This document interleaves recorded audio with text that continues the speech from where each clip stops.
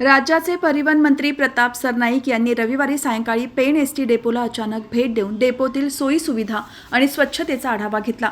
या पाहणी दरम्यान डेपोतील दुरावस्था आणि अस्वच्छता पाहून मंत्री सरनाईक यांनी तीव्र नाराजी व्यक्त केली। तसंच स्वच्छतेबाबत कसूर करणारे अधिकारी आलोक गायकवाड यांना निलंबित करण्याचे आदेश दिले। राज्याच्या परिवहन मंत्रिपदाची धुरा हातात घेतल्यानंतर प्रताप सरनाईक यांनी अचानक एसटी डेपोची पाहणी करण्याचा सपाटा लावला आहे।